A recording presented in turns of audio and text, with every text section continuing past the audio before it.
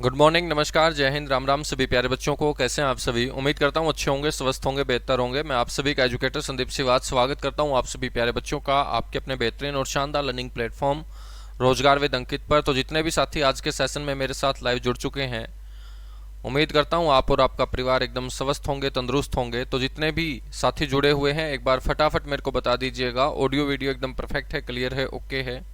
मेरे बच्चों, हरियाणा इतिहास को हम डिस्कस कर रहे थे और इतिहास में कल की क्लास में हमने वर्धन वंश को पढ़ना स्टार्ट किया था और मैंने आपको बताया था कि इस वर्धन वंश को पहले पुष्यभूति वंश के नाम से जाना जाता था, क्योंकि गुप्तों के अधीन काम करने वाले एक सामंत जिसका नाम था पुष्यभूति, उन्होंने मेरे बच्चों गुप्त शक्ति को कमजोर होते हुए जब देखा था तो उन्होंने गुप्तों के अधीन काम करने से मना करते हुए अपने आप को स्वतंत्र होने की घोषणा कर दी थी। और जिस क्षेत्र को पुष्यभूति संभालता था उस क्षेत्र को श्रीकंठ जनपद के नाम से जाना जाता था और यही श्रीकंठ जनपद क्षेत्र आज का अपना हरियाणा है। अपने हरियाणा को गुप्त काल में या वर्धन काल के अंदर श्रीकंठ जनपद नाम जो दिया गया था वो नाग वंश के शासकों के द्वारा दिया गया था। बच्चों, पुष्यभूति ने इस श्रीकंठ जनपद के शासन को अच्छे से चलाने के लिए राजधानी के रूप में थानेसर को स्थापित किया था। पुष्यभूति शैव धर्म का अनुयायी था और भगवान शिव की पूजा किया करता था। इसीलिए मेरे बच्चों, थानेसर के अंदर इसने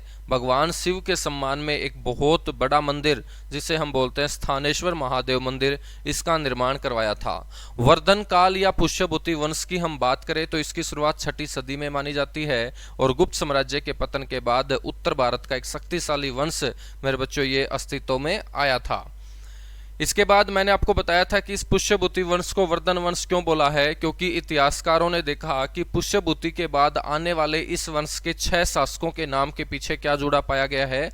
वर्धन जुड़ा पाया गया है। इसीलिए पुष्यभूति को भूलते हुए लोगों ने इस वंश को वर्धन वंश के नाम से पुकारना स्टार्ट कर दिया, जिसमें बच्चों पुष्यभूति के बाद नरवर्धन, राज्यवर्धन फर्स्ट, आदित्यवर्धन, प्रभाकर वर्धन, राज्यवर्धन सेकंड और हर्षवर्धन। प्रभाकर वर्धन के बारे में हम बातें डिस्कस कर चुके थे।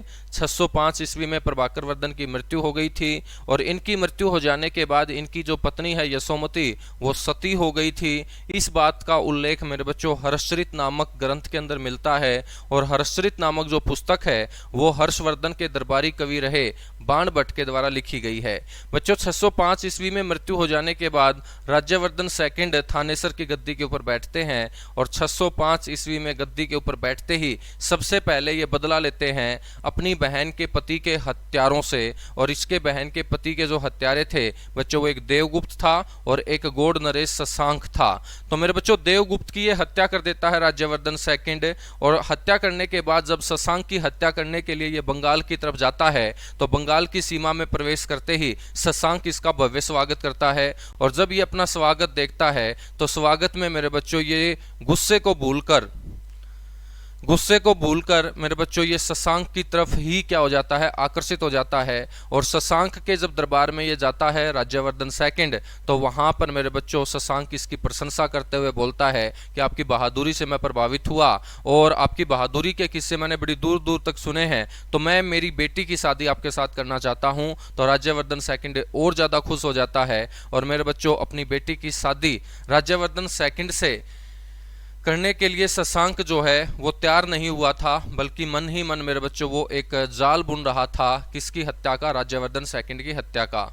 जब ये प्रस्ताव रखा जाता है, राज्यवर्धन सेकंड शादी के प्रस्ताव को स्वीकार कर लेता है और जब स्वीकार करके दरबार से वापस जा रहा होता है तो शशांक उसको रोकते हुए बोलता है कि आप पहली बार मेरे क्षेत्र में आए हैं और आप मेरे घर के दामाद बनने वाले हैं, तो आपको मैं बिना खाना खाए यहाँ से जाने नहीं दूंगा। और राज्यवर्धन सेकंड के लिए मेरे बच्चों खाना लाया जाता है। उसी खाने के अंदर बताया जाता है कि शशांक ने जहर मिलवाया था और जहर देकर राज्यवर्धन सेकंड की क्या कर दी जाती है?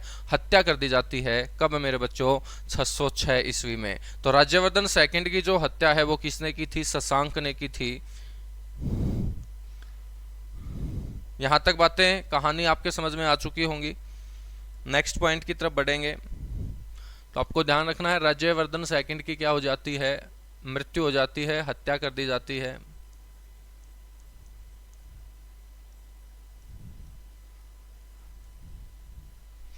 राज्यवर्धन सेकंड की हत्या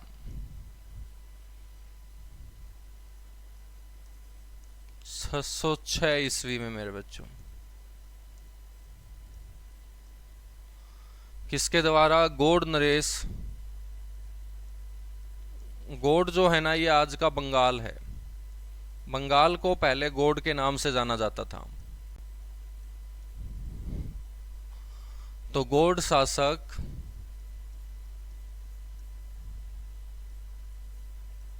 शशांक द्वारा बच्चों, ये वही शशांक है जो बौद्ध धर्म से क्या करता था? घृणा करता था। और इसी ने बोधि वृक्ष को बच्चों कटवाकर गंगा में फिकवाने का क्या किया था? काम किया था। शशांक जो गौड़ नरेश था, ये भगवान शिव का उपासक था, शैव धर्म का अनुयायी था। तो शशांक के बारे में मैं आपको एक दो बातें बताऊं। तो एक तो ये बौद्ध धर्म से क्या करता था? घृणा करता था।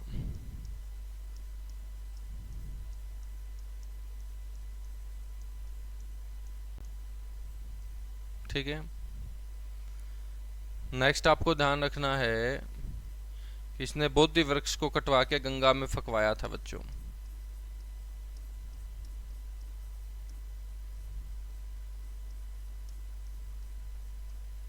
बोधि वृक्ष को कटवाकर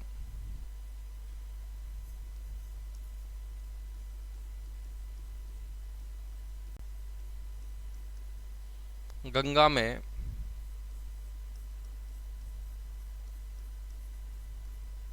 फेंकवाया था। ठीक है। और इसके बारे में बातें ध्यान रखो, तो ये शैव धर्म का अनुयायी था।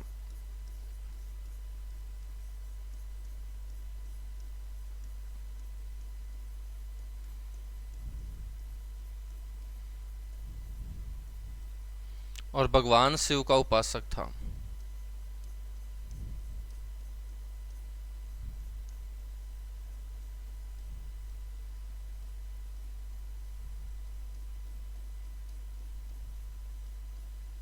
ठीक है।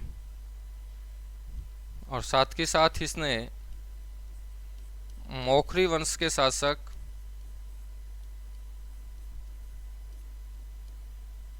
के ग्रहवर्मा की, जो राज्यश्री का पति है मेरे बच्चों ग्रहवर्मा, वो मौखरी वंश से था।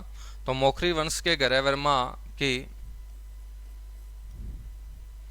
देवगुप्त के साथ मिलकर हत्या की थी।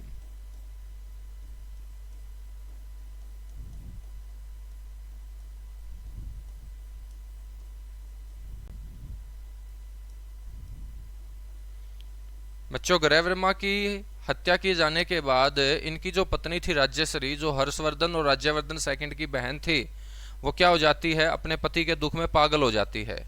और पागल होकर मेरे बच्चों वो दर दर की ठोकरें खाने पे मजबूर हो जाती है। और बताया जाता है कि वो पागलों की तरह भटक रही थी विंध्याचल पर्वत के जंगलों में। और विंध्याचल पर्वत के जंगलों में उनको भटकते हुए देखा था एक बौद्ध भिक्षु ने। उस बौद्ध भिक्षु का नाम था दिवाकर मित्र। और दिवाकर मित्र जब विंध्याचल पर्वत के जंगलों से गुजर रहा था, तो उसने एक लड़की को मेरे बच्चों पागल की हालात में जब देखा, और जब उसके पास जाकर उसने देखा तो वो राज्यश्री मिली। और राज्यश्री को वो पहचान जाता है कि ये थानेसर की गद्दी के ऊपर बैठने वाले प्रभाकर वर्धन की बेटी राज्यवर्धन और हर्षवर्धन की बहन है। लेकिन उस दौरान बच्चों राज्यवर्धन सेकंड की हत्या हो ही चुकी थी। हत्या होने के बाद जो गद्दी के ऊपर बैठते हैं वो कौन बैठते हैं? हर्षवर्धन। तो अब हर्षवर्धन को हम गद्दी पे बैठाएंगे।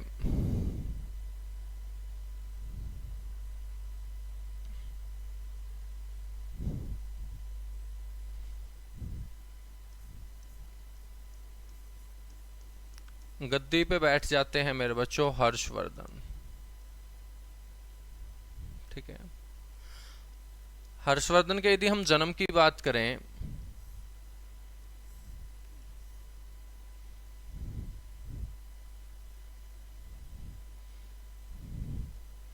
तो सबसे पहले तो आपको ध्यान रखना है कि ये वर्धन वंश का सबसे शक्तिशाली शासक हुआ है। वर्धन वंश का क्या हुआ है? ये शक्तिशाली शासक हुआ है।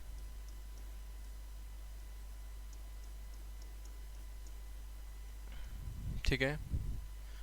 बच्चों बात करें जन्म की,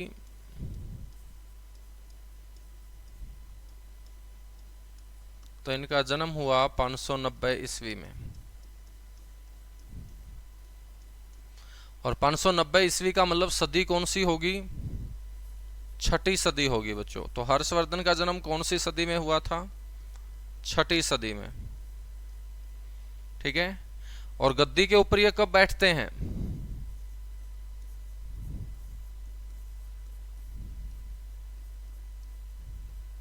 तो मेरे बच्चों गद्दी के ऊपर बैठते हैं अपने भाई की मृत्यु हो जाने के बाद, यानी 606 ईस्वी में। और 606 ईस्वी का मतलब सदी कौन सी होगी? 7वीं सदी होगी। तो ये पेपर में क्वेश्चन पूछा जाता है कंफ्यूज करने के लिए कि हर्षवर्धन कौन सी सदी में गद्दी पर बैठे थे। तो बहुत सारे बच्चे छठी सदी बोल देते हैं। छठी सदी में नहीं, बल्कि सदी कौन सी है मेरे बच्चों? 7वीं सदी। ठीक है। तो 7वीं सदी के अंदर ये गद्दी पे बैठे थे और यहीं से इनका शासन काल शुरू हो जाता है और मृत्यु तक मेरे बच्चों ये गद्दी के ऊपर बैठे रहते हैं। और इनकी जो मृत्यु होती है वो 647 ईस्वी में होती है। तो इनका जो शासन काल रहेगा वो 606 ईस्वी से लेके 647 ईस्वी तक रहेगा। तो 7वीं सदी के उत्तर भारत में वर्धन वंश के सबसे शक्तिशाली शासक रहे हैं हर्षवर्धन। ठीक है मेरे बच्चों।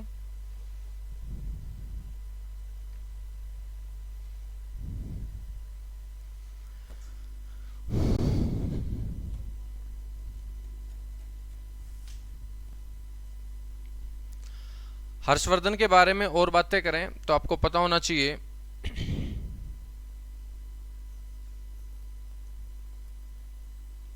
कि हर्षवर्धन का जो दूसरा नाम था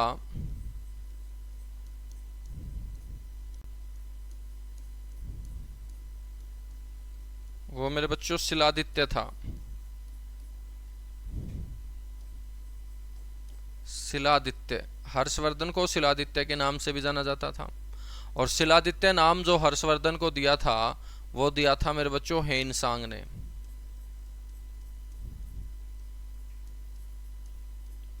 हेनसांग द्वारा। ठीक है।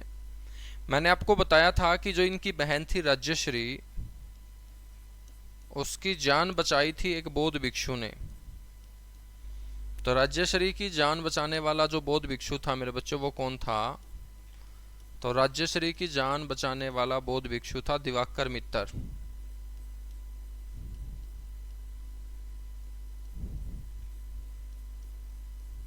दिवाकर मित्र ये क्या था मेरे बच्चों? एक बौद्ध भिक्षु था, मतलब बौद्ध धर्म का अनुयायी था। और जब हर्षवर्धन के दरबार में राज्यश्री को दिवाकर मित्र मेरे बच्चों लेके आता है उनकी जान बचाकर, तो हर्षवर्धन अपनी बहन को देखकर बड़ा खुश होता है।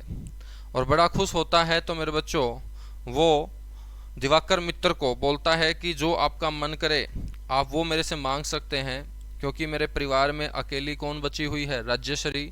और इसको भी बचाने का काम आपने किया है। मैं अपना सब कुछ खो चुका हूँ। मेरे पिता मर चुके हैं, मेरे भाई मर चुके हैं, मेरी माँ मेरे पिता के दुख में सती हो चुकी है, मेरे बहन के पति की हत्या कर दी गई, मेरी बहन पागलों की तरह जंगलों में भटक रही थी, हम उसको भी मरा हुआ समझ चुके थे, लेकिन आपने उसकी जान बचाई है और आप मेरे दरबार में उसको लेके आए हो तो मैं बड़ा खुश हुआ और आप मेरे से जो कुछ मांगो मांग सकते हो।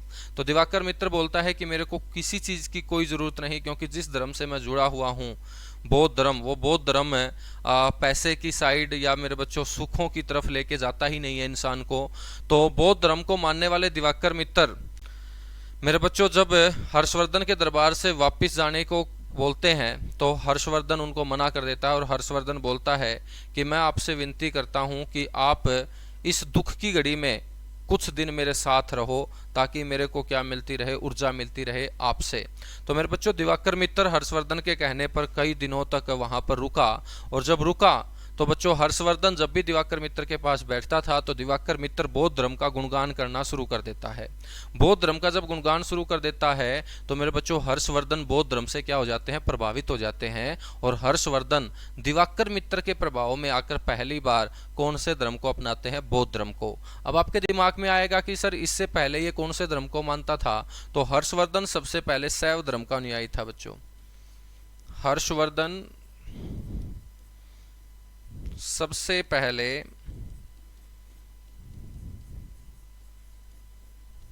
कौन से धर्म का अनुयायी था? शैव धर्म का अनुयायी था।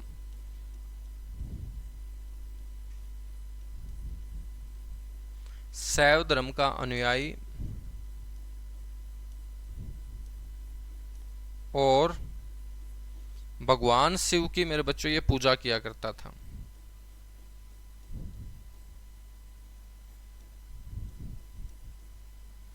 भगवान शिव का ये क्या था? सर उपासक था। ठीक है। अब इस बात की पुष्टि कैसे होती है कि ये भगवान शिव को ही मानता था? तो मेरे बच्चों, हरियाणा से हर्षवर्धन कालीन जो सिक्के प्राप्त हुए सोनीपत से, उन सिक्कों के ऊपर भगवान शिव की मूर्ति प्राप्त हुई है। तो सोनीपत से प्राप्त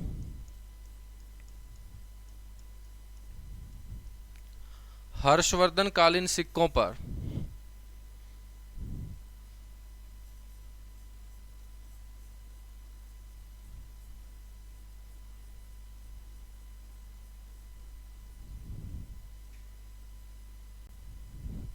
सोनीपत से प्राप्त हर्षवर्धन कालीन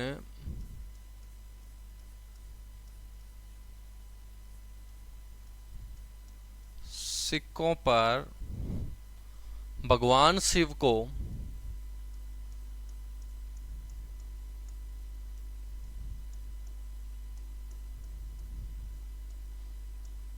नंदी के ऊपर बैठे दर्शाया गया है बच्चों।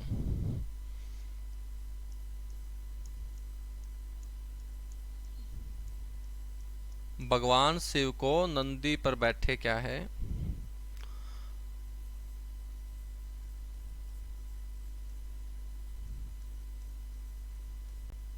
दर्शाया गया है। ठीक है। तो जब सोनीपत से हर्षवर्धन कालीन सिक्के प्राप्त हुए तो उन सिक्कों के ऊपर भगवान शिव को नंदी के ऊपर, नंदी मेरे बच्चों भगवान शिव का वाहन रहा है, तो उनके ऊपर बैठे दर्शाया गया है। तो इससे पता चलता है कि हर्षवर्धन भगवान शिव की क्या किया करता था? पूजा किया करता था। इसीलिए तो उनके सिक्कों के ऊपर भगवान शिव अंकित हैं और नंदी के ऊपर बैठे उन्हें दर्शाया गया है। लेकिन बाद में मेरे बच्चों बौद्ध धर्म से प्रभावित होकर हर्षवर्धन ने शैव धर्म से अपना धर्म बच्चों बदल लिया था और वो शैव धर्म से बन जाते हैं बौद्ध धर्म के अनुयायी। तो हर्षवर्धन द्वारा दिवाकर मित्र के प्रभाव में आकर, क्योंकि जैसा व्यक्ति अपने पास बैठेगा तो उसी का प्रभाव मेरे बच्चों अपने ऊपर पड़ेगा, है ना। तभी तो बोला जाता है कि अच्छे लोगों के साथ आप बैठा करो, क्योंकि अच्छे लोगों के साथ बैठोगे तो उनका प्रभाव आपके ऊपर पड़ेगा। गंदे लोगों के साथ बैठोगे तो उनका भी प्रभाव पड़ेगा, है ना। तो बाबाओं के पास बैठोगे तो अगले बाबा कौन बनोगे? तुम ही बनोगे। ठीक है, समझ में आई बात? तो अच्छे पढ़ने वाले बच्चों के साथ तुम बैठोगे तो तुम्हारी संगति जब अच्छे पढ़ने वाले बच्चों के साथ होगी तो सीधी सी बात है कि तुम भी अपने आप आगे क्या कहलाओगे? अच्छे पढ़ने वाले बच्चे कहलाओगे। तो जैसी आपकी संगति होगी वैसा ही मेरे बच्चों उस संगति का जो प्रभाव है आपके ऊपर पड़ेगा। तो हर्षवर्धन द्वारा दिवाकर मित्र के प्रभाव में आकर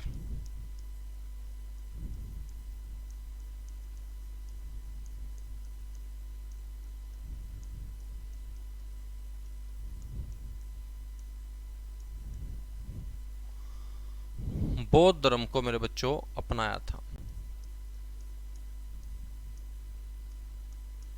और बौद्ध धर्म भी दो शाखाओं में बटा हुआ था। तो बौद्ध धर्म की कौन सी शाखा में मेरे बच्चों ये आए थे? हिनयान शाखा में। तो दो शाखा थी बौद्ध धर्म की, एक हिनयान एक महायान। तो मेरे बच्चों दिवाकर मित्र हिनयान शाखा से था, तो बौद्ध धर्म यानी हिनयान शाखा को अपनाया।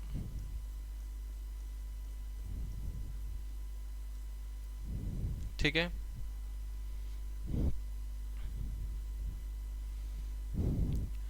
मेरे बच्चों हम बात करें फिर हर्षवर्धन के दरबार में दूसरा चीनी यात्री आता है। हर्षवर्धन के समय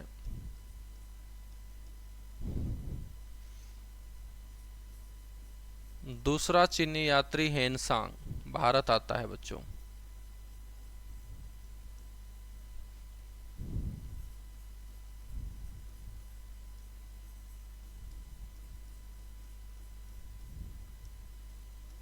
दूसरा चीनी यात्री हेनसांग, ठीक है।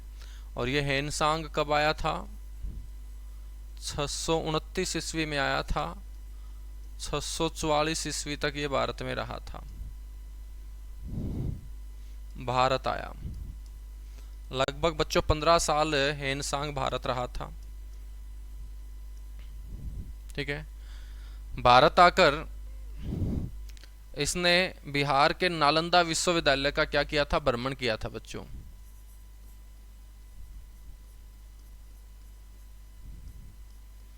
हेनसांग द्वारा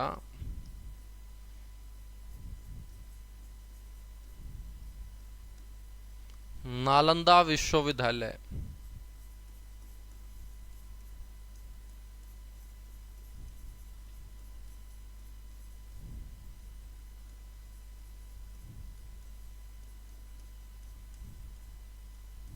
भ्रमण किया।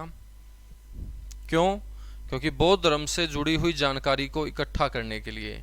तो भारत के अंदर ये आया था बौद्ध धर्म से जुड़े हुए तथ्यों को मेरे बच्चों इकट्ठा करने के लिए। और नालंदा विश्वविद्यालय बिहार की इसने क्या की थी? यात्रा की थी। उसके बाद भारत में ये अलग अलग जगह के ऊपर बौद्ध धर्म से जुड़ी हुई जानकारियों को इकट्ठा करने के लिए बच्चों घूमता रहा था। और पूरे भारत भ्रमण का वृत्तांत जिस किताब में इसने लिखा, उस किताब का नाम था सीयूकी। तो हेनसांग द्वारा लिखा गया हेनसांग द्वारा लिखा गया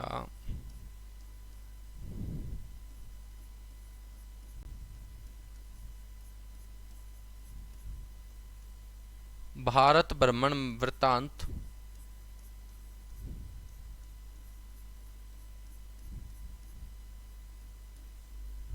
सीयूकी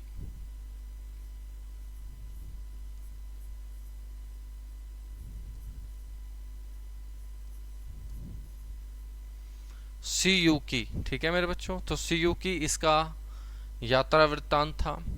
और इस सीयूकी के अंदर मेरे बच्चों सबसे ज्यादा जो प्रशंसा की गई वो हरियाणा के थानेसर की गई। तो इस वृत्तांत के अंदर सबसे ज्यादा जो प्रशंसा है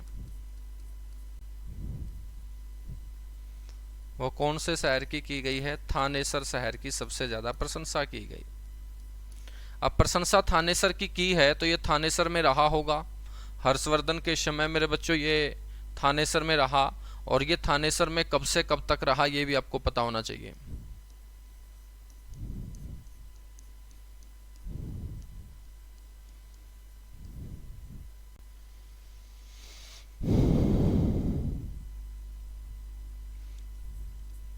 तो हेनसांग जो है बच्चों वो थानेसर में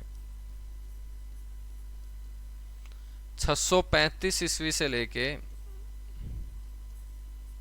644 ईस्वी तक रहा था। भारत में 629 से 644, थानेसर हरियाणा के थानेसर में 635 से 644, 29 से 44 भारत में, थानेसर में 635 से लेके 644 तक ये रहा था। ठीक है बच्चों। हेनसांग जो है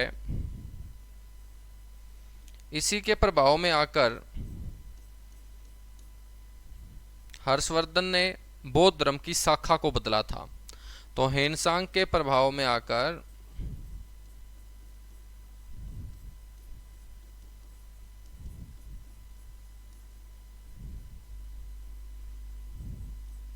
हर्षवर्धन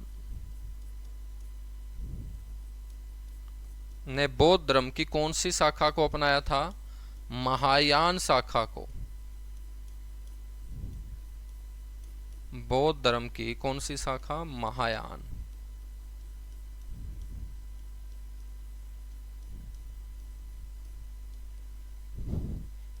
दिवाकर मित्र के प्रभाव में आकर मेरे बच्चों हीनयान शाखा। धर्म तो बौद्ध ही होगा लेकिन बौद्ध धर्म दो शाखाओं में बटा हुआ था। तो महायान शाखा को मानता था हेनसांग और इसी के प्रभाव में आकर हर्षवर्धन ने हीनयान शाखा से मेरे बच्चों महायान शाखा में आने का मन बनाया। ठीक है। जो ये हेनसांग है मेरे बच्चों इसको कई नामों से पुकारा जाता था। हेनसांग को शाक्य मुनि, हेनसांग को क्या कहा जाता था? शाक्य मुनि,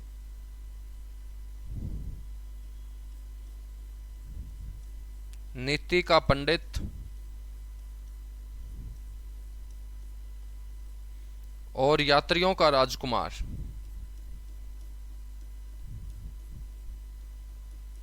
यात्रियों का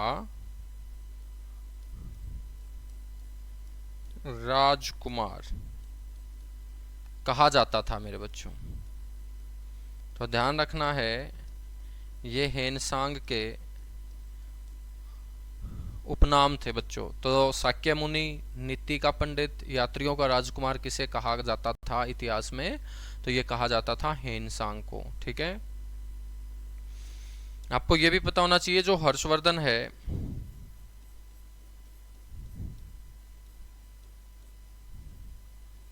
हर्षवर्धन द्वारा ही भारत के अंदर कुंभ के मेले की शुरुआत की गई थी बच्चों। जो एक जगह के ऊपर 12 वर्षों के बाद आता है। हर्षवर्धन द्वारा भारत में कुंभ मेले की शुरुआत की गई थी। ठीक है, और कुंभ का मेला मेरे बच्चों 4 जगह के ऊपर लगता है भारत के अंदर। एक हरिद्वार में, एक प्रयागराज में, एक नासिक में और एक उज्जैन के अंदर। तो हर्षवर्धन द्वारा भारत में कुंभ मेले की शुरुआत की गई। हर्षवर्धन जो है प्रत्येक 5 वर्ष में, हर्षवर्धन प्रत्येक 5 वर्ष बाद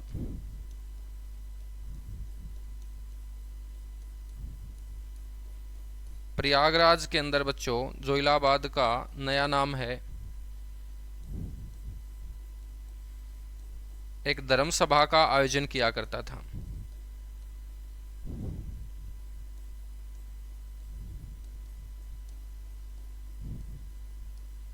आयोजन करता था। और ऐसी ही एक धर्म सभा के अंदर हर्षवर्धन ने मेरे बच्चों अपना सारा का सारा जो साम्राज्य है, सारा का सारा जो धन दौलत है बच्चों, वो लोगों के अंदर, गरीब लोगों के अंदर बांटने का काम किया था। और इस घटना को महामोक्ष परिषद के नाम से जाना जाता है। क्या जाना जाता है? महामोक्ष परिषद के नाम से जाना जाता है। तो यहाँ तक जितने भी पॉइंट मैंने आपको बताए हैं अच्छे से आप लोगों के समझ में आ चुके होंगे। फटाफट एक बार मेरे को बता दीजिएगा। उसके बाद हर्षवर्धन की और बातें हम डिस्कस करेंगे। बड़ा इंपॉर्टेंट है हर्षवर्धन मेरे बच्चों। सूर्यवाड़ा गांव की तरफ से राम राम, राम राम भाई प्रभात, सूर्यवाड़ा की तरफ से राम राम, अक्षय, अरविंद, अनिल, पिंकी। महाभारत का टाइम पीरियड गुड़िया 950 से 900 बीसी आप बोलेंगे, और आपके पेपर के अंदर 900 बीसी लिखा होगा, जो ग्रुप डी के पेपर में आया भी था कि महाभारत का युद्ध कब हुआ था?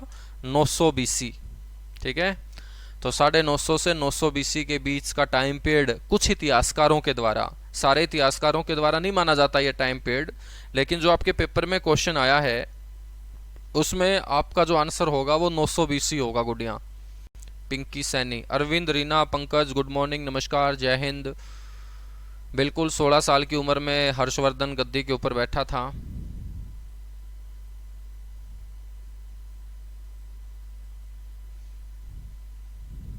बिल्कुल भाई रोहित, हरियाणा जीके में ज़्यादातर क्वेश्चन प्रीवियस ईयर ही पूछे जाते हैं, लेकिन कुछ क्वेश्चन नए भी होते हैं। अब हरियाणा जीके 20 से 25 नंबर की आती है, तो नए क्वेश्चन 20 से 25 हर पेपर के लिए थोड़ी बनेंगे। ये तो आपके अंदर भी थोड़ा सा सेंस होगा समझने का कि हरियाणा जीके के अंदर हर दिन 20 से 25 क्वेश्चन नए थोड़ी बनेंगे। तो जब 20 से 25 क्वेश्चन पूछे जाते हैं तो मैक्सिमम क्वेश्चन जो होंगे वो रिपीट होंगे। तो 17 से 18 क्वेश्चन आपके रिपीट होते हैं, उनके ऑप्शन बदल दिए जाएंगे, क्वेश्चन की लैंग्वेज बदल दी जाएगी, क्वेश्चन तो वहीं से घूमेगा। अब हर्षवर्धन है मेरे बच्चों, तो हर्षवर्धन की सारी बातें यहीं से आएंगी, चाहे कोई भी पेपर हो, तो क्वेश्चन तो रिपीट होंगे।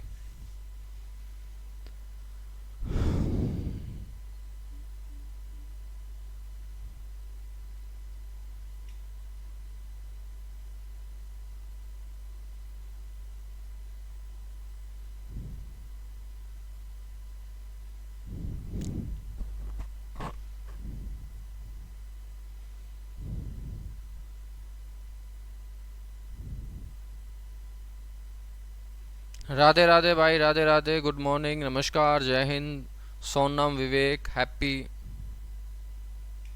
सर फिजिकल और मेडिकल, बिल्कुल पहले फिजिकल होगा, फिजिकल के बाद मेरे भाई आपका रिटर्न होगा, रिटर्न के बाद आपकी फाइनल लिस्ट आएगी, फाइनल लिस्ट के बाद ज्वाइनिंग से पहले आपका मेडिकल होगा। ठीक है, तो ज्वाइनिंग के बाद आपका क्या होगा, यहाँ मेडिकल होगा।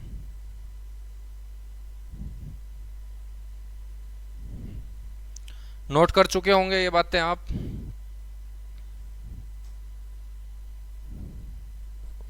अब हम बात करेंगे मेरे बच्चों हर्षवर्धन के दरबारी कवि की।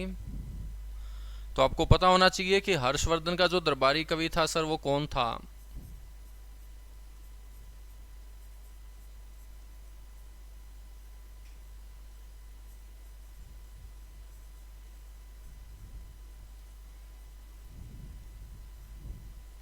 हर्षवर्धन के दरबारी कवि थे बाणभट्ट।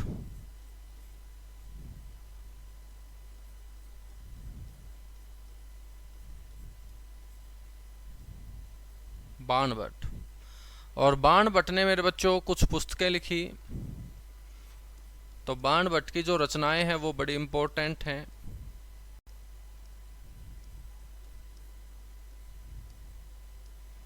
और बाणभट्ट की रचनाओं में ध्यान रखिएगा, एक रचना है कादम्बरी।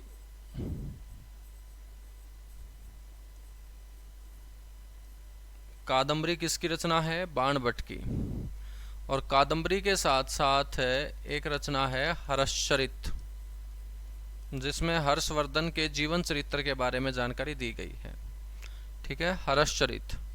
और मेरे बच्चों इसी हर्षचरित के अंदर बताया गया है कि हर्षवर्धन का जो पहला पूर्वज था वो पुष्यभूति था। इसी हर्षचरित के अंदर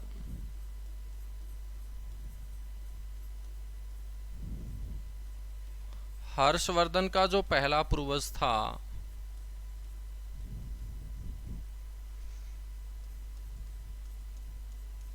वो कौन था, पुष्यभूति था। तो आपसे पूछ ले कि हर्षवर्धन का पहला पूर्वज पुष्यभूति था, इस बात की पुष्टि कौन सा ग्रंथ करता है, हर्षचरित। और हर्षचरित जब इस बात की पुष्टि करता है तो इसी के साथ ये भी पुष्टि हो जाती है कि वर्धन वंश का संस्थापक कौन था, पुष्यभूति था। कौन था बच्चों, पुष्यभूति था। ठीक है भाई, हरियाणा पुलिस का कोई मेडिकल हार्ड नहीं होता है। ठीक है, आपके बस टांग बाँ सिर सलामत होने चाहिए। ठीक है, वर्दी डाले आप अच्छे लगने चाहिए, बस इतना ही मेडिकल होता है। आई साइट आपकी वीक नहीं होनी चाहिए। बाकी जिसके स्पेक्स लगा हुआ है, चश्मा लगा हुआ है, तो वो भी मेरे बच्चों मेडिकल के अंदर वैलिड रहता है। तो चश्मे वाले बच्चे भी पुलिस की जॉब लग सकते हैं। तो ज़्यादा मेडिकल हार्ड नहीं होता है। ठीक है, बस कलर ब्लाइंड आप नहीं होने चाहिए, सबसे मेन पॉइंट यही है। बाकी कोई और मेडिकल के अंदर ऐसा जैसे आर्मी का मेडिकल होता है इतना हार्ड मेडिकल इसका नहीं होता। मेरे बच्चों हर्षवर्धन खुद भी क्या था, एक बहुत बड़ा लेखक था। और हर्षवर्धन ने भी कुछ रचनाएं, कुछ नाटक लिखे। तो हम बात करेंगे हर्षवर्धन की प्रसिद्ध रचनाओं की। तो हर्षवर्धन खुद भी मेरे बच्चों किताबें लिखता था, नाटक लिखता था। तो हर्षवर्धन की प्रसिद्ध रचनाएं भी आपको ध्यान रखनी है।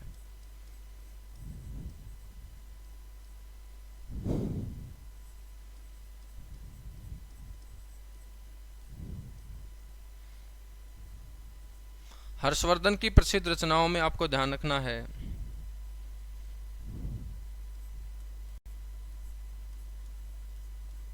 एक रचना रत्नावली,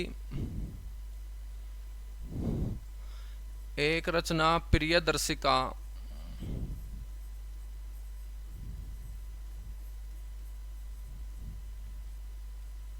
और मेरे बच्चों एक रचना नागानंद। पेपर में पूछी गई है ये नागानंद। नागानंद नाटक का नाम है। और नागानंद नामक नाटक के अंदर हर्षवर्धन ने एक राजा के बारे में जिक्र किया है और उस राजा का नाम था जीमूतवाहन। तो नागानंद नामक जो नाटक है ना मेरे बच्चों, ये आपको ज़रूर याद रखना है। और इस नाटक में जीमूतवाहन,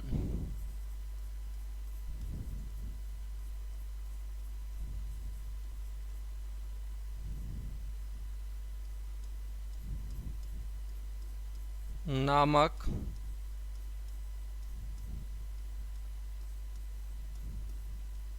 राजा की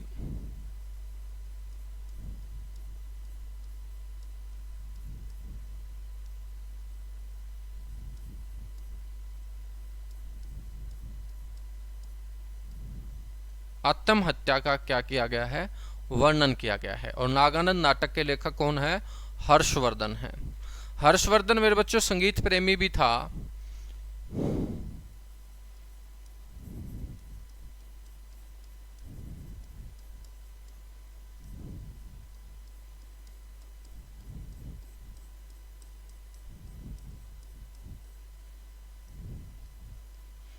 और साथ के साथ संगीत के अंदर जिस वाद्य यंत्र को ये बजाता था वो वीणा थी।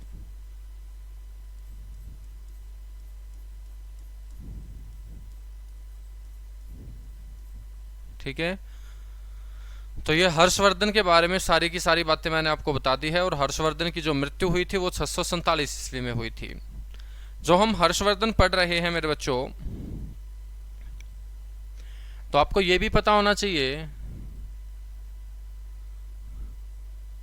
कि हर्षवर्धन का जो साम्राज्य विस्तार था वो कहां से लेकर कहां तक था।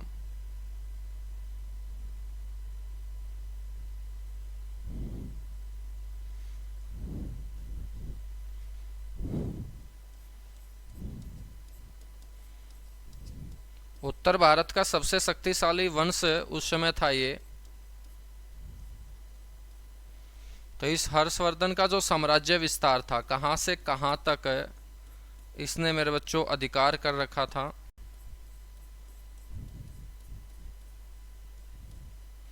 तो हर्षवर्धन का साम्राज्य विस्तार चारों दिशाओं में था बच्चों। और चारों दिशाओं में हम बात करें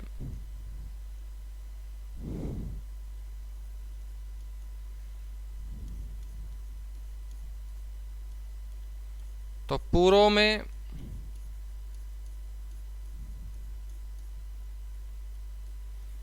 कामरूप से लेकर पश्चिम में गुजरात तक,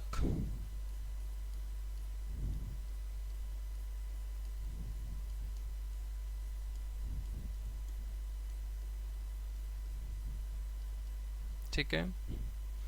और बात करें उत्तर में जम्मू कश्मीर से लेके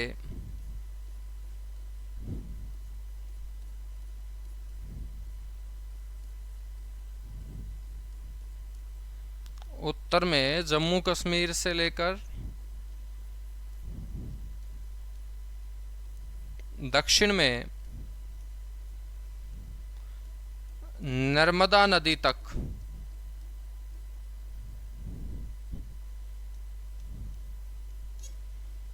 मेरे बच्चों वर्धन वंश का साम्राज्य था। तो उत्तर में यहां पर J&K, ठीक है। और यहां मेरे बच्चों मध्य प्रदेश के अमरकंटक से निकलती है नर्मदा नदी। पूर्व में यदि हम बात करें बच्चों कामरूप, तो आसाम का प्राचीन नाम रहा है कामरूप। आसाम को पहले क्या बोलते थे, कामरूप। और पश्चिम में हम बात करें मेरे बच्चों तो ये है गुजरात, ठीक है। और ये पूरा का पूरा साम्राज्य किसका, वर्धन साम्राज्य था ये। अब आपके दिमाग में आएगा कि सर पूर्व में हम बिल्कुल लास्ट में है, पश्चिम में भी बिल्कुल लास्ट में है, उत्तर में जम्मू कश्मीर, तो नर्मदा नदी से आगे क्या हर्षवर्धन नहीं गया था। हर्षवर्धन मेरे बच्चों दक्षिण भारत को जीतना चाहता था, पूरा का पूरा दक्षिण भारत के ऊपर भी वो कब्जा करना चाहता था।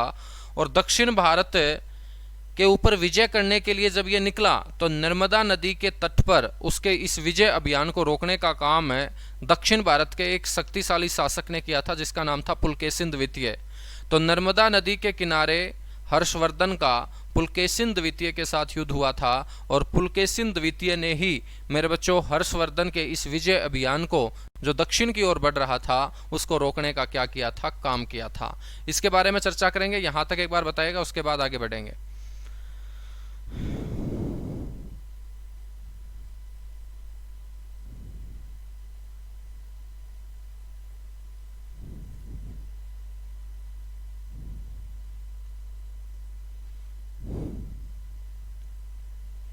फटाफट बताइएगा बच्चों।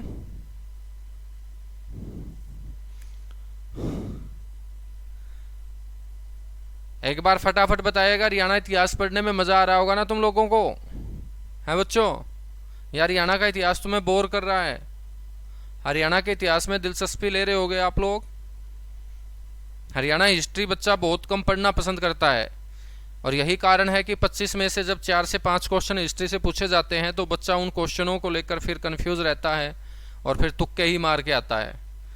तो जब मेरे बच्चों इस तरीके से आप हरियाणा हिस्ट्री को रिवाइज करोगे, अच्छे से नोट्स बना के पढ़ोगे, तो हिस्ट्री आपका सबसे स्ट्रोंग पोर्शन बनेगा हरियाणा जीके के अंदर।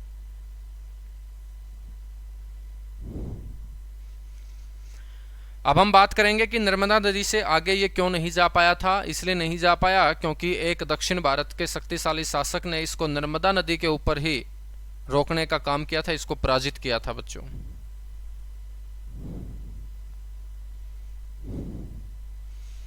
चलेगा भाई, भला हो तुम लोगों का कि तुम्हारे सारी की सारी बातें समझ में आ रही हैं।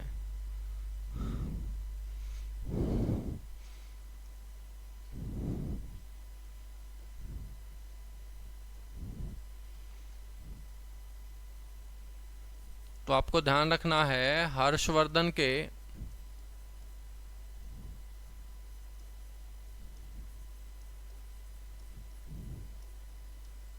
दक्षिण भारत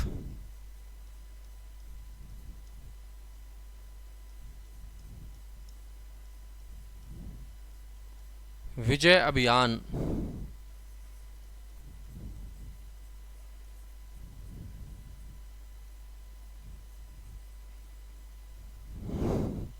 को रोकने वाला शासक कौन था बच्चों?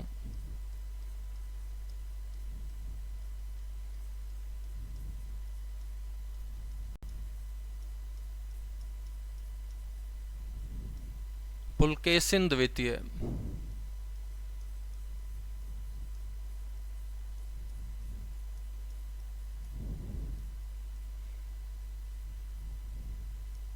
ठीक है, और पुलकेशिन द्वितीय के द्वारा ही हर्षवर्धन को नर्मदा नदी के ऊपर लड़े गए युद्ध में पराजित किया गया था बच्चों।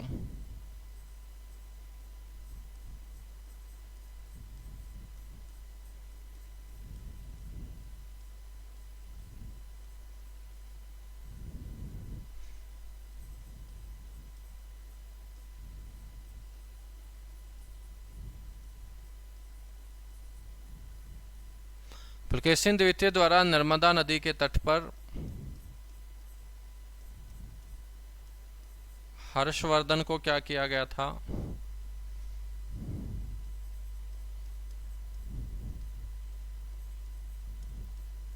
पराजित किया गया था।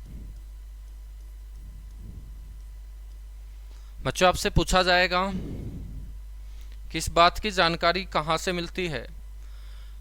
तो मेरे बच्चों कर्नाटक का एक गांव है एहोल, और कर्नाटक के इस एहोल गांव से एक अभिलेख मिलता है और इसी एहोल अभिलेख से यह जानकारी प्राप्त होती है कि हर्षवर्धन मेरे बच्चों एक युद्ध हारा था और वो युद्ध नर्मदा नदी के तट के ऊपर लड़ा गया था और उसे पराजित किया गया था पुलकेशिन द्वितीय के द्वारा। और यही कारण है कि नर्मदा नदी से आगे दक्षिण भारत में हर्षवर्धन अपने साम्राज्य का विस्तार नहीं कर पाया था। ठीक है,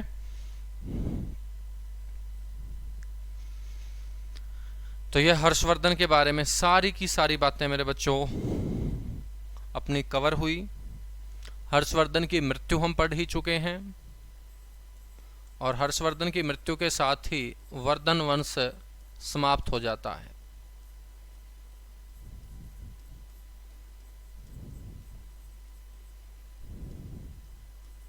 हर्षवर्धन की मृत्यु 647 ईस्वी में। बच्चों, हर्षवर्धन ने अपनी दूसरी राजधानी भी स्थापित की थी, वो भी आपको पता होना चाहिए। हर्षवर्धन द्वारा स्थापित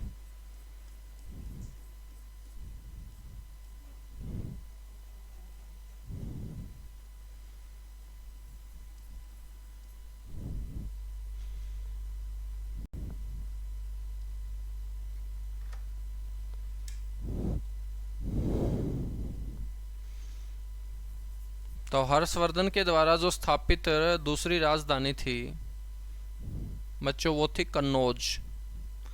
और कन्नौज को राजधानी हर्षवर्धन ने मजबूरी में बनाया था। क्यों?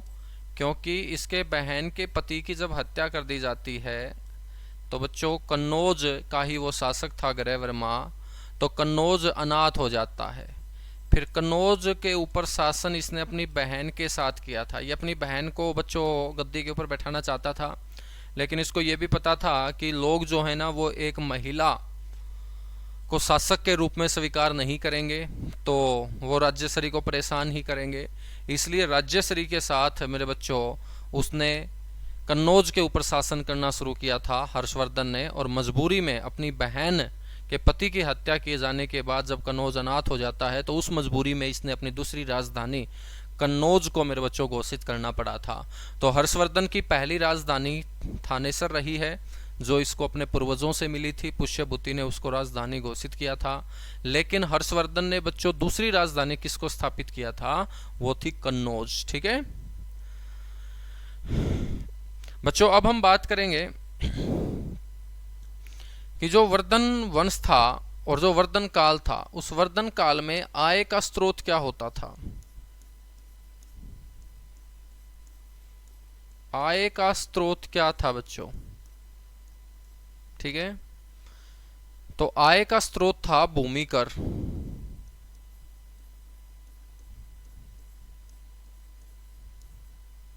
या हम बोल सकते हैं अनाज कर।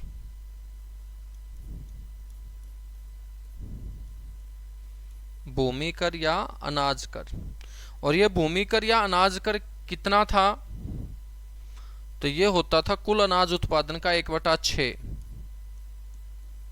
तो किसान के खेत में जितना अनाज उत्पादित होता था तो किसान को उस उत्पादन का 1/6 भाग मेरे बच्चों राजा को देना पड़ता था।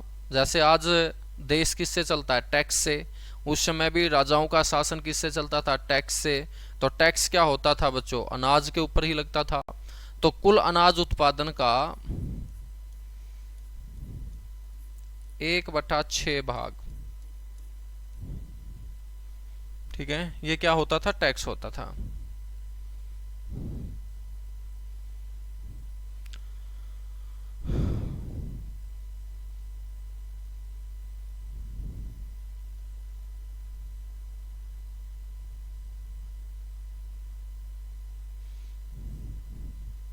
बिल्कुल, हर्षवर्धन ने ही शशांक की हत्या की थी भाई। अपने भाई की हत्या का बदला शशांक की हत्या करके हर्षवर्धन ने लिया था। ठीक है, वो इंडियन हिस्ट्री में आप पढ़ते रहेंगे सर से। तो मेरे बच्चों जो आय का स्रोत था वो भूमि कर या अनाज कर था। और ये भूमि कर या अनाज कर जो लिया जाता था ना, राजा के द्वारा इस टैक्स को लेने के 3 तरीके थे।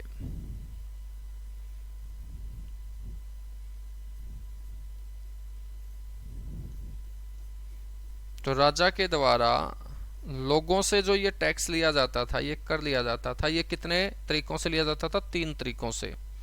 ये 3 तरीके कौन से थे मेरे बच्चों? एक टैक्स की विधि कहलाती थी हिरण्य विधि।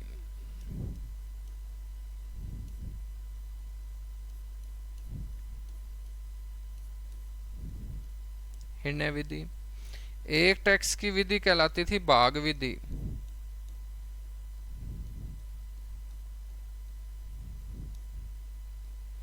और एक टैक्स की विधि कहलाती थी बलि विधि।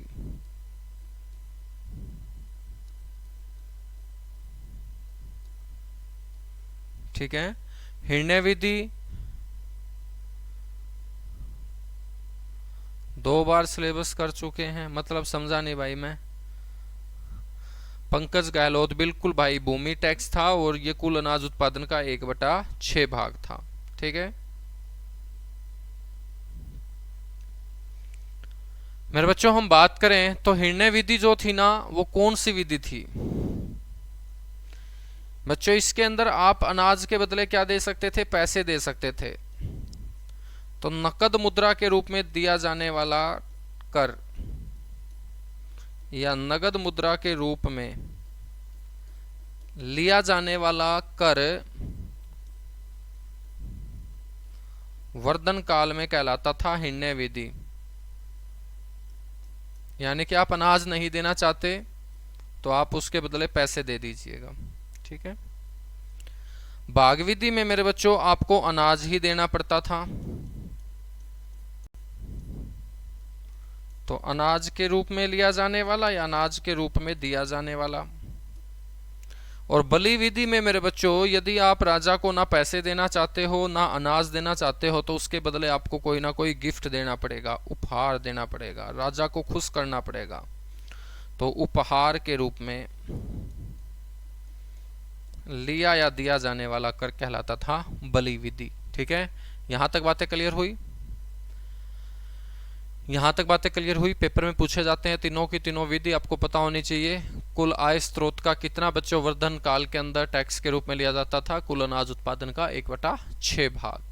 अब हम बात करेंगे वर्धन वंश के प्रशासन की। तो मेरे बच्चों वर्धन वंश के अंदर प्रशासन के तौर पे हम चर्चा करेंगे तो पूरा का पूरा वर्धन साम्राज्य कई प्रशासनिक इकाइयों के अंदर क्या था? बटा हुआ था मेरे बच्चों।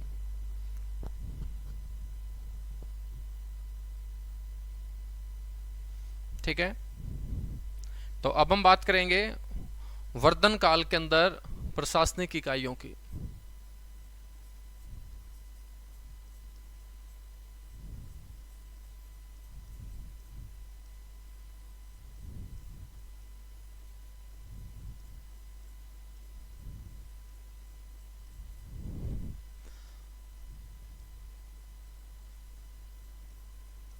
क्योंकि बच्चों वर्धन वंश इसलिए इंपॉर्टेंट है हरियाणा हिस्ट्री में कि भारत के अंदर जितने भी शक्तिशाली वंश हुए हैं उन शक्तिशाली वंशों में सिर्फ वर्धन वंश ने ही अपनी राजधानी हरियाणा में बनाई है।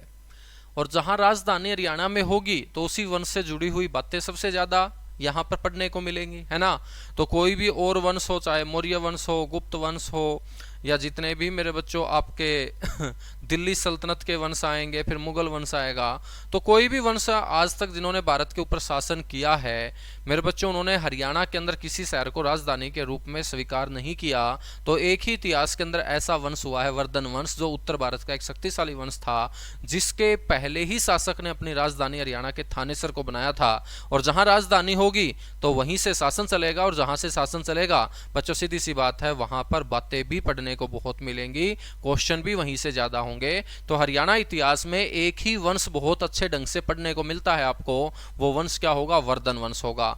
बाकी बातें दूसरे वंशों की, जो राजा यहां पर आए होंगे हरियाणा के अंदर, हरियाणा के ऊपर उनका अधिकार रहा होगा, तो मेरे बच्चों फिर उन दूसरे वंशों के बारे में पूरा का पूरा साम्राज्य अच्छे से पढ़ने को नहीं मिलेगा, बल्कि उन वंशों के जो शासक हुए हैं उनमें से यदि कोई हरियाणा में आया होगा तो उस एक शासक या दो शासक के बारे में अपने को उस वंश से जानकारी पढ़ने को मिलेगी, लिखने को मिलेगी। समझ में आई बात?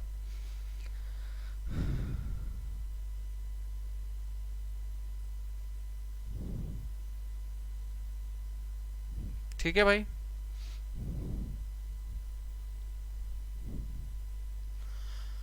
कि सर जून में कोर्ट बंद रहेगा, फैसला आएगा अब तो मॉक टेस्ट में भी। अब देखो भाई, कोर्ट का तो अपने को क्या पता है क्या डिसीजन रहने वाला है ना। अब कोर्ट का तो देखेगा, कोर्ट देखेगा, और कोर्ट का डिसीजन तो हम कैसे आपको बता सकते हैं कि क्या रहेगा। हाँ, ये बात सही है आपकी कि गर्मी बहुत ज़्यादा है तो कोर्ट भी अपनी छुट्टियां करेगा, तो थोड़ा सा जो डिसीजन है आपका वो डिले होगा। तो वर्धन काल में प्रशासनिक इकाइयों की हम चर्चा करेंगे। आपको मैं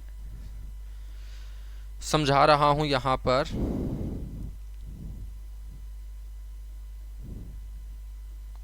मान के चलेगा मेरे बच्चों, ये पूरा का पूरा वर्धन साम्राज्य है। ये क्या है? वर्धन साम्राज्य है। वर्धन साम्राज्य का मतलब जम्मू कश्मीर से लेके नर्मदा नदी, कामरूप से लेके मेरे बच्चों गुजरात।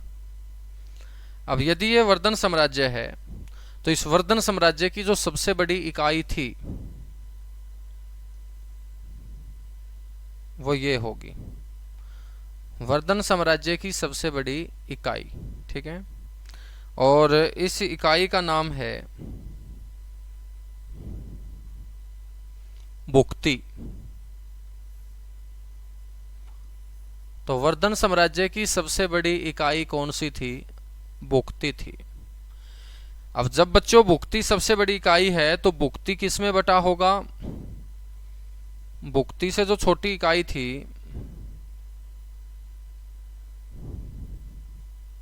उसको हम बोलते हैं विषय।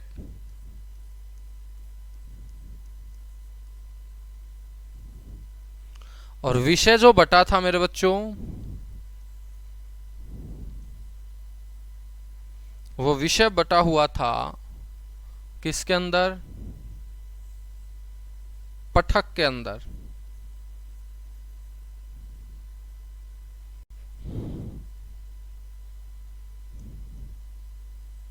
पठक के अंदर। और सबसे छोटी जो इकाई थी बच्चों वर्धन साम्राज्य की वो थी ये, इसको कहा जाता था ग्राम। क्या कहा जाता था? ग्राम। ठीक है, तो वर्धन साम्राज्य में जो प्रशासनिक इकाई थी वो कैसे बटी हुई थी? सबसे बड़ी इकाई थी बुक्ति। जैसे अपना देश भारत है तो भारत किस में बटा हुआ है मेरे बच्चों? राज्यों में। तो बुक्ति जो है ना वो आज के प्रांतों की तरह था। प्रांत का मतलब राज्य। ठीक है, तो वर्धन साम्राज्य प्रांतों में बटा था। प्रांतों को क्या बोलते थे? बुक्ति। बुक्ति बच्चों किस में बटा हुआ था? विषय के अंदर। और यदि प्रांत का मतलब राज्य है तो राज्य किस में बटा होता है? जिले के अंदर। तो विषय का मतलब आज का क्या है? जिला। विषय किस में बटा हुआ था? पठक में। पठक में। तो मेरे बच्चों जिला किस में बटा होता है? तहसीलों में। तो पठक क्या है? आज के तहसील के बराबर। और पठक मेरे बच्चों किस में? गांव के अंदर। उसे हम बोलेंगे ग्राम। क्या बोलेंगे? ग्राम। ठीक है, ये जो हम पढ़ रहे हैं यहाँ पर प्रशासनिक इकाई, तो मेरे बच्चों जो बुक्ति है इसका जो मुखिया था, अब यहाँ पर इन प्रशासनिक इकाइयों के मुखिया की हम चर्चा करेंगे। तो बुक्ति का जो मुखिया है ना वो कहलाता था उपरिक। ठीक है, जैसे आज राज्य का चौधरी कौन है? राज्यपाल। ऐसे ही मेरे बच्चों मुखिया बुक्ति का कौन होता था? उपरिक। विषय का जो मुखिया है वो कहलाता था विषपति। पति का मतलब मुखिया होता है, विषपति। विषय का मुखिया विषपति। पठक का मुखिया कहलाता था मेरे बच्चों पठकपति। पति का मतलब मुखिया होता है, कहीं तो मसबैंड बोल दो, जैसे राष्ट्रपति है ना राष्ट्र का मुखिया, ऐसे।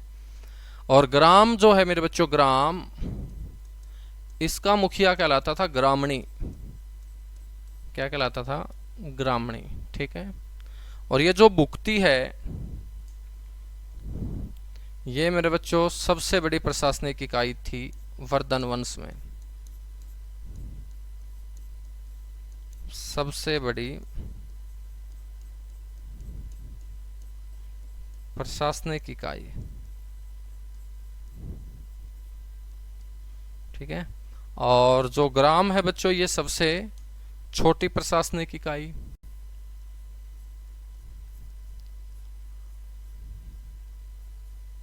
सबसे छोटी